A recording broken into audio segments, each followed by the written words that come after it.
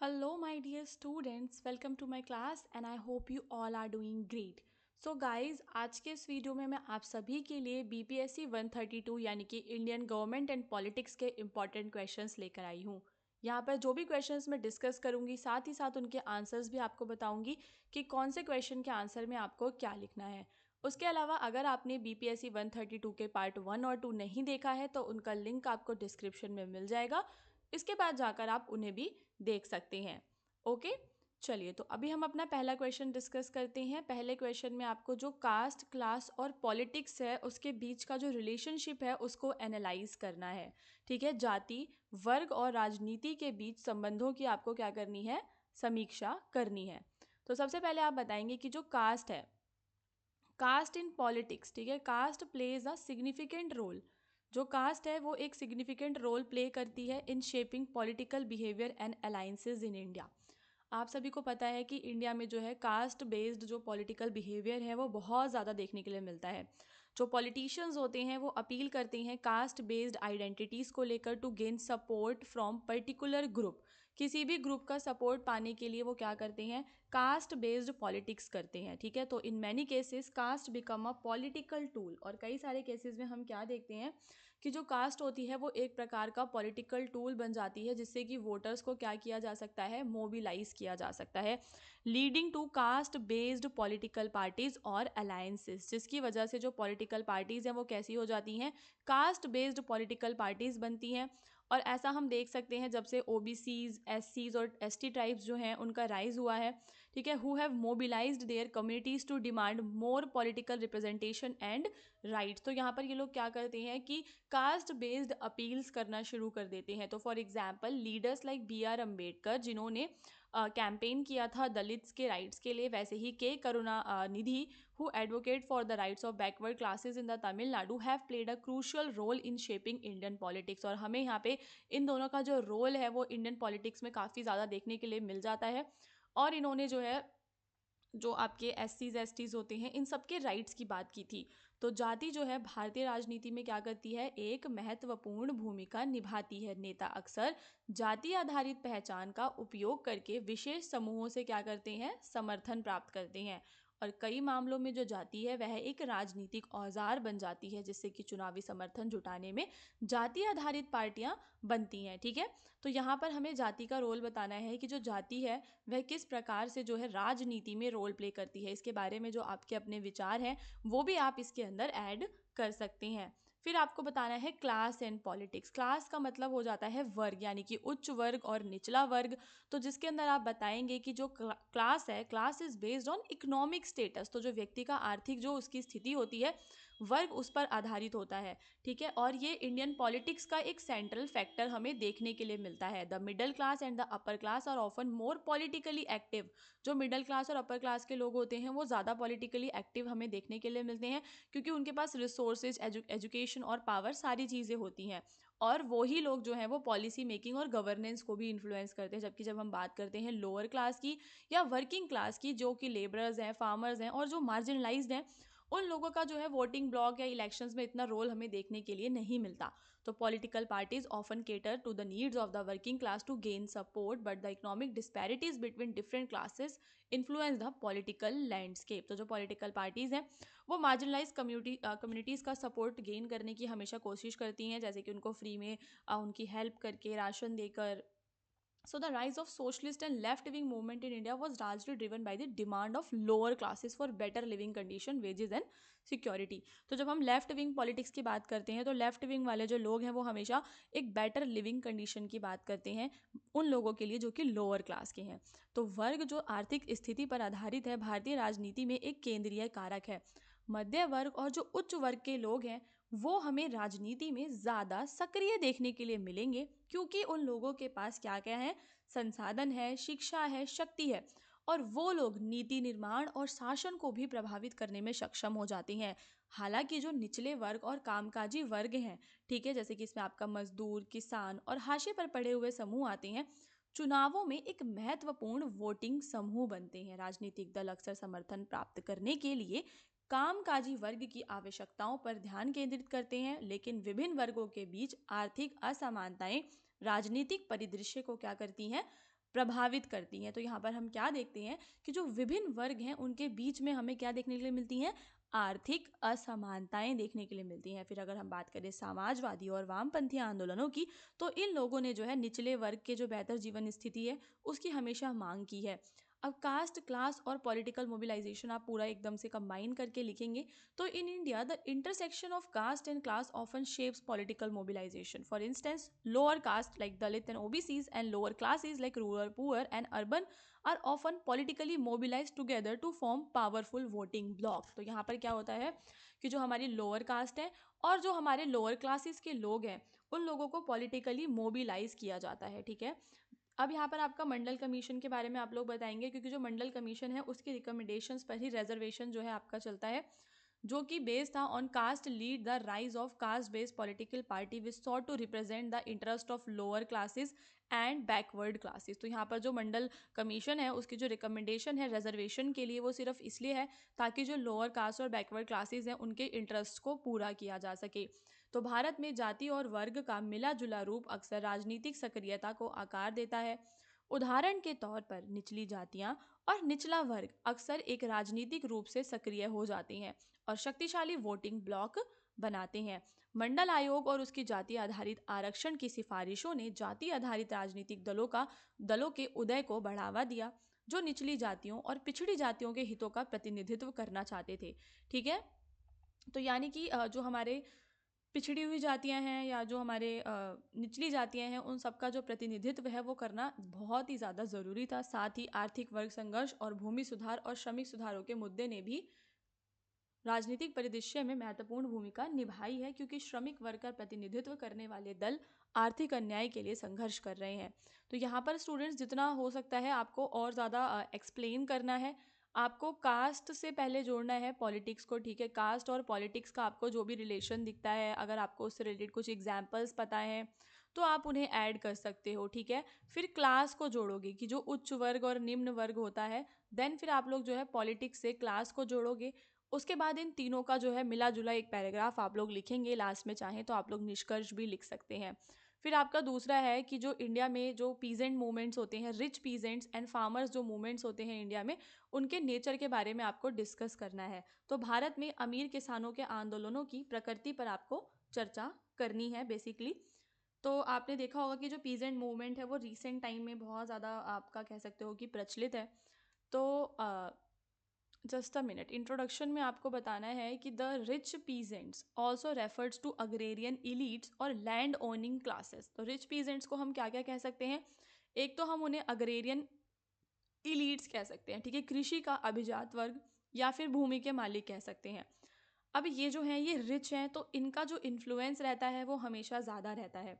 And they were primarily concerned with securing land rights, revenue policies and protecting their economic interest. तो यहाँ पर इनके जो concern होते हैं वो किन किन चीज़ों से जुड़े हुए होते हैं, लैंड राइट से, रिवेन्यू की पॉलिसीज से, और प्रोटेक्ट करना इकोनॉमिक इंटरेस्ट को, which were often threatened by colonial policies or later state imposed land reforms. The rich peasants typically owned larger agricultural lands and had a better economic standing compared to the poor peasants and landless laborers. तो हमें क्या देखने के लिए मिलता है कि जो हमारे रिच पीजेंट्स हैं उनके पास बेटर इकोनॉमिक स्टैंडिंग है, जबकि पुअर और लैंडलेट्स के पास नहीं। ये तो बेसिक सी ही बात है, ऑब्वियसली ऐसा ही होगा। जो धनी किसान हैं उन्हें हम क्या कहते हैं, उन्हें हम कहते हैं कृषि का अभिजात वर्ग या भूमि के मालिक वर्ग कहते हैं। ठीक है, इन्होंने भारत में किसानों के आंदोलनों को आकार देने में महत्वपूर्ण भूमिका निभाई है। ये मुख्य रूप से भूमि अधिकारों, राजस्व नीतियों और अपने आर्थिक हितों की रक्षा करने से संबंधित थे, जो अक्सर उपनिवेशी नीतियों या बाद में राज्य द्वारा लागू भूमि सुधारों से खतरे में पड़ जाते थे। धनी किसान आमतौर पर बड़ी कृषि भूमि के मालिक होते थे और गरीब किसानों या भूमिहीन श्रमिकों की तुलना में बेहतर आर्थिक स्थिति में होते थे। तो इनकी जो स्थिति है वह अच्छी होती थी।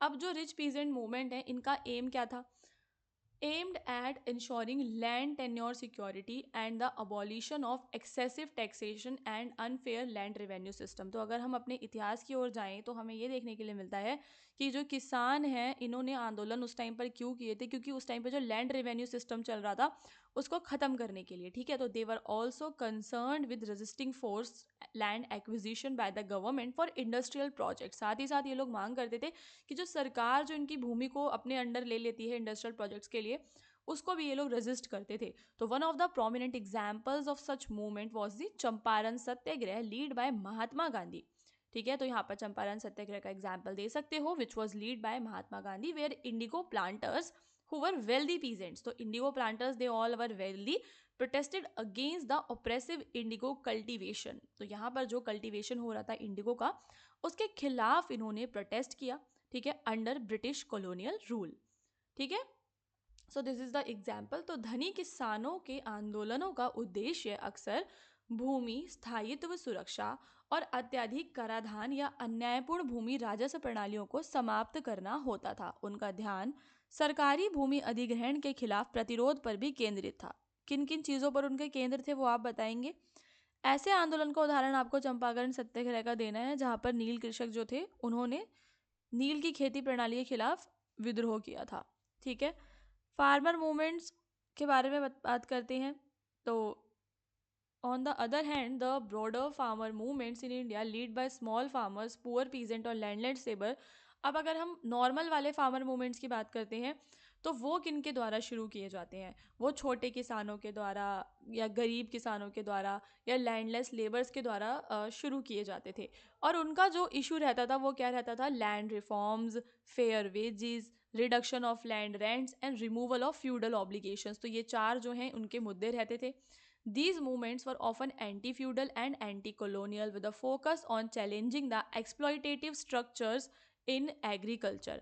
Subaltern groups such as landless peasants, and the marginalized often took part in such movement in an attempt to improve their social and economic conditions. तो यहाँ पर ये जो लैंडलेस पीजेंट्स होते थे, ठीक है, या मार्जिनलाइज होते थे, ये जो हैं ऐसे मूवमेंट्स में पार्टिसिपेट करते थे ताकि इनकी जो कंडीशन है, सोशल और इकोनॉमिक जो कंडीशन है, वो अच्छी हो सके, ठीक है। दूसरी ओर भारत में व्यापक किसान आंदोलन जो छोटे किसानों, गरीब किसानों और भूमिहीन श्रमिकों के द्वारा शुरू किए जाते हैं, वो किन किन चीज़ों की मांग करते हैं, सबसे पहले आपको ये देखना है। तो वो मांग करते हैं बच्चों भूमि सुधार की, उचित मजदूरी की और भूमि किराए में कमी की, और जमींदारी प्रथाओं को समाप्त करने जैसे मुद्दों पर उनका केंद्र रहता है। और ये जो आंदोलन है अक्सर जमींदारी विरोधी और औपनिवेशिक विरोधी हुआ करते थे। पहली चीज़ ये जमींदारी प्रथा के खिलाफ होते थे, और दूसरा जो आपका ब्रिटिशर्स थे उनका जो औपनिवेशिक शासन था उसके खिलाफ ये लोग आंदोलन करते थे, क्योंकि वो लोग इनका शोषण करते थे। उन लोगों ने ऐसी शोषणकारी संरचनाएं बना रखी थी। तो निम्न वर्ग के समूह जैसे भूमिहीन किसान और हाशिए पर पड़े लोग अक्सर अपनी सामाजिक और आर्थिक स्थिति सुधारने के लिए ऐसे आंदोलनों में भाग लिया करते थे। देन आपको बताना है that these movements were not limited to just agrarian issues. अब यहाँ पर इनके जो इश्यूज होते थे केवल कृषि से नहीं जुड़े होते थे, but they also focused on political empowerment. पर ये लोग जो है पॉलिटिकल एम्पावरमेंट पे भी फोकस करते थे। For instance the Deccan riots, जो डेक्कन में रायट्स होते हैं, and the Bihar tenancy movement आप इसमें ले सकते हो। तो यहाँ पे रेंट को कम करने की बात, या फिर जो लैंडलॉर्ड्स जो उन लोगों का एक्सप्लॉइटेशन करते थे उनसे पीछा छुड़ाने की बात होती है। तेलंगाना पीजेंट मूवमेंट है was one of the largest and the most important peasant movement where farmers revolted against the oppressive feudal system. तो किसान केवल कृषि से ही नहीं जुड़े थे, बल्कि उनकी और भी हमें मांगे देखने के लिए मिलती हैं। तो यह आंदोलन केवल कृषि तक सीमित नहीं थे, बल्कि राजनीतिक सशक्तिकरण पर भी ध्यान केंद्रित करते थे। उदाहरण के लिए आप इसमें दक्कन दंगे के बारे में बताएंगे, एंड बिहार किराएदारी आंदोलन वगैरह के बारे में आप लोग इसमें बताएंगे। अब यहाँ पर आप इसका इम्पैक्ट आपको बताना है कि जो फार्मर्स मूवमेंट्स हैं इनका इम्पैक्ट क्या पड़ता है। So both rich peasants and farmers movements had a profound impact on the political landscape of India. Rich peasants movement often aligned with elite interest. अगर हम बात करें रिच पीजेंट मूवमेंट की, तो वो अपने अपने इंटरेस्ट की पूर्ति के लिए करते हैं, और वो थोड़े से रूढ़िवादी होते हैं, क्योंकि वो चाहते हैं कि जो भी पहले से चली आ रही पुरानी प्रथाएं हैं वो चलती रहें, वो लोग किसानों का शोषण करते रहे, लैंडलेस लोगों का शोषण करते रहे। तो यहाँ पर हम उन्हें क्या बताएंगे, दैट दे आर कंजर्वेटिव, यानी कि वो रूढ़िवादी होते थे और अपने विशेष अधिकारों की हमेशा वो रक्षा करना चाहते थे।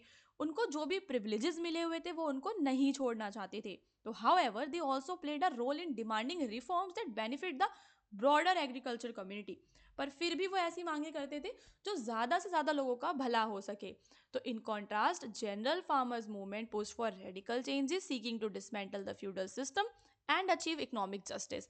और वहीं जो अगर हम आम जो फार्मर मूवमेंट्स हैं उनकी बात करते हैं तो वो रेडिकल चेंजेस की बात करते हैं कि जो भी फ्यूडल सिस्टम है उसको पूरा ख़त्म कर दो, इकोनॉमिक जस्टिस लेकर आओ, यानी कि जो भी लैंड है उसको बराबर करके सबको बांट दो। तो इस टाइप के जो आपके रेडिकल चेंजेस होते हैं उनकी ये बात करते हैं। तो धनी किसानों और सामान्य किसानों के आंदोलनों ने भारत के राजनीतिक परिदृश्य पर गहरा प्रभाव डाला। धनी किसानों के जो आंदोलन हैं अक्सर अभिजात वर्ग के हितों से जुड़े हुए होते थे और अधिक कैसे होते थे, रूढ़िवादी होते थे, जो कि भूमि मालिक के विशेष अधिकारों की रक्षा करने पर ध्यान केंद्रित करते थे। हालांकि इन आंदोलनों ने व्यापक कृषि समुदाय को लाभ पहुंचाने वाले सुधारों की मांग भी की, जबकि जो सामान्य किसान के आंदोलन है वो क्रांतिकारी बदलाव मांगते हैं। ठीक है, जो जमींदारी व्यवस्था को समाप्त करना, समाज पर हाशिए पर पड़े वर्गों के लिए आर्थिक न्याय प्राप्त करने की कोशिश करते हैं। ठीक है, ठीक है, जमींदारी प्रथा को समाप्त कर दो, ये लोग जो आम किसान हैं वो ये कहते थे। आर्थिक न्याय लेकर आ जाओ। तो ये सारे जो चेंजेस हैं ये कैसे थे, क्रांतिकारी चेंजेस थे जो ये लोग मांग करते थे। और वहीं जो धनी किसान है वो किस टाइप की मांग करते थे, वो ऐसी मांग करते थे जो कि रूढ़िवादी होती थी, क्योंकि वो लोग उन्हें जो विशेष अधिकार मिले हुए थे उनको छोड़ना नहीं चाहते थे। ठीक है, तो इन आंदोलनों ने ग्रामीण आधारित राजनीतिक दलों के उदय में भी योगदान किया। देन आपका अगला हो जाएगा कि आपको जो इंडिया के अंदर डेवलपमेंट हुआ है मल्टी पार्टी सिस्टम का उसके बारे में बताना है। तो इसको आप लोग एक कहानी की तरह समझेंगे। पूरी कहानी जो है आपको याद कर लेनी है, इंडिया की कहानी, कि किस प्रकार से जो है इंडिया आज़ादी के बाद से लेकर अभी तक इंडिया की जो पॉलिटिक्स है उसमें चेंजेस आ रहे हैं। मैंने यहाँ पर कम से कम वर्ड्स में आपको समझाने की कोशिश की है क्योंकि ये मैटर बहुत ज़्यादा है। ठीक है, तो सबसे पहले आप लोग अर्ली फेज़ के बारे में बताओगे। तो आफ्टर इंडिया गेन्ड इंडिपेंडेंस, जब इंडिया को आज़ादी मिली, कब, 1947 में, the Indian National Congress emerged as a dominant political force lead by Jawaharlal Nehru. ठीक है, तो भारतीय राष्ट्रीय कांग्रेस जो है एक राजनीतिक शक्ति के रूप में उभरी, जिसका नेतृत्व किसने किया, हमारे जवाहरलाल नेहरू जी ने किया। तो Congress had a monopoly over Indian politics during the initial years and India function as one party dominant system. तो हम क्या देखते हैं कि जब शुरुआत में हमारा देश आज़ाद हुआ था तो उस टाइम पर हमें वन पार्टी सिस्टम देखने के लिए मिलता है। The Congress was able to gain support from a wide range of social groups. जो कांग्रेस है उसको सपोर्ट मिला कई सारे सोशल ग्रुप से and its leaders established a centralise system of governance. और यहाँ पर हमें क्या देखने के लिए मिलता है कि उस टाइम पर जो हमारा गवर्नेंस था वो बहुत ज़्यादा सेंट्रलाइज था, यानी कि जो हमारा यूनियन है उसके पास ज़्यादा पावर थी और स्टेट के पास कम पावर थी। लेकिन इस पीरियड में छोटी छोटी पार्टियां और उभरने लगी, जैसे कि आपकी कम्युनिस्ट पार्टी, सोशलिस्ट पार्टी, भारतीय जनसंघ वगैरह, और जो है इमर्ज होने लग गए, जिन्होंने कांग्रेस की जो सुप्रीमेसी है उसको चैलेंज किया। ठीक है, तो विभिन्न पार्टियां उभरी लेकिन कांग्रेस पार्टी की प्रभुत्ता को चुनौती देने में वो उस टाइम पर सक्षम नहीं हो पाई। ठीक है, उस टाइम पर नहीं हो पाई थी। ठीक है, आगे देखेंगे फिर क्या हुआ 1960s और 70s में। तो रीजनल पार्टीज आने लग गई। तो 1960s और 70s में the Indian political landscape began to change with the emergence of regional parties like Communist Party of India. ठीक है, तो इंडिया में हमें क्या देखने के लिए मिलती है, रीजनल पार्टीज मिलती हैं जो कि मार्क्सिस्ट आइडियोलॉजी पे बिलीव करती थी, वेस्ट बंगाल में, केरला में, जिन्होंने कांग्रेस के डोमिनेंस को चैलेंज करना शुरू किया। ठीक है, जिसमें आपका द्रविड़ मुनेत्र कज़गम है जो कि एक सिग्निफिकेंट पार्टी बना तमिलनाडु में, डीएमके, जिन्होंने द्रविडियन पीपल के राइट्स की बात की। In this period Congress grip on power started to loosen and more political groups including regional and caste based parties began to gain strength. तो वो जो पार्टीज जो कास्ट बेस्ड थी उनको यहाँ पे ज़्यादा जो है क्या मिलने लग गई थी, ताकत उन्होंने ज़्यादा यहाँ पर गेन कर ली थी। और ये जो पार्टीज़ हैं, रीजनल जो पार्टीज़ हैं, क्षेत्रीय जो दल हैं, वो कांग्रेस के डोमिनेंस को क्या करने लग गए थे, यहाँ पर कांग्रेस को चैलेंज करने लग गए थे। ठीक है, तो इसके बाद है 1970s में आप शिफ्ट देखेंगे कि जो इंदिरा गांधी हैं उनका राइज हुआ, 75 में उन्होंने इमरजेंसी लगा दी। तो after which there was a breakdown in the dominance of Congress, जिसके बाद हम देखते हैं कि कांग्रेस का डोमिनेंस उसके बाद से गिरता चला गया। तो in the 1977 elections the Janata party N alliance of various opposition groups defeated the Congress and form the government. तो कांग्रेस को हराकर सरकार बनाई गई और यहाँ से हमें शुरुआत होती है आपके मल्टी पार्टी पॉलिटिकल सिस्टम की, जब जनता पार्टी ने अपनी सरकार बना ली थी। लेकिन जो है इसकी जो सरकार बनी थी विपक्षी दलों के कैसे बनी थी, गठबंधन के साथ बनी थी, जिसकी वजह से ये सरकार ज़्यादा दिन चल नहीं पाई थी। तो 1980s में हम गठबंधन की राजनीति देखते हैं। तो by the 1980s coalition politics began to take centre stage. The Congress under Indira Gandhi later Rajiv Gandhi continued to be a dominant force but increasingly challenge by regional parties. तो यहाँ पर अब इंदिरा गांधी राजीव गांधी है और उनको जो है रीजनल पार्टी से और छोटी नेशनल पार्टी से चैलेंजेस का सामना करना पड़ रहा है। फिर यहाँ पर भारतीय जनता पार्टी जो है एक बड़ा सा मतलब एक संघ बनकर उभरती है, जिसने कांग्रेस को नेशनल लेवल पे चैलेंज किया। ठीक है, तो ये एक बड़ी चीज़ हो जाती है उस टाइम पर, क्योंकि जो कांग्रेस है वो आज़ादी से पहले की पार्टी थी और इस प्रकार से किसी पार्टी को चैलेंज करना, उसके बराबर खड़े हो जाना, ये एक बहुत बड़ी बात थी। ठीक है, तो in the 1980s also witness the rise of regional forces. फिर और भी छोटी छोटी जो है रीजनल पार्टीज बनने लग गई, जिसमें आप बता देंगे दो तीन के नाम, जैसे तेलुगु देशम पार्टी आंध्र प्रदेश में, समाजवादी पार्टी उत्तर प्रदेश में, राष्ट्रीय जनता दल बिहार के अंदर। ठीक है, तो as these regional parties gain strength India moved further away from single party system. अब यहाँ पर जो इंडिया है वो सिंगल पार्टी से कोएलिशन बेस्ड सिस्टम बन गया था, यानी कि गठबंधन की जो सरकारें हैं, गठबंधन की जो प्रणाली है वो हमें ज़्यादा देखने के लिए मिलने लग गई थी, क्योंकि नई नई जो क्षेत्रीय ताकतें हैं उनका उदय हो रहा था। फिर 90s की बात करें तो दो कोएलिशन गवर्नमेंट का एरा है। तो in the 1990s marked the consolidation of coalition politics in India. The BJP and Congress were no longer only। अब यहाँ पर केवल बीजेपी और कांग्रेस ही नहीं बची। ठीक है, कांग्रेस का इन्फ्लुएंस खत्म हो गया और दूसरी जो रीजनल पार्टीज हैं और कास्ट बेस्ड जो पार्टीज हैं वो यहाँ पर एक क्रिटिकल रोल प्ले करने लग गई। 1966 के जनरल इलेक्शन जो है एक टर्निंग पॉइंट था, एज नो पार्टी, किसी को भी क्लियर मेजोरिटी नहीं मिली थी, जिससे कि कोएलिशन गवर्नमेंट बनी थी एच डी देव गौडा के अंतर्गत।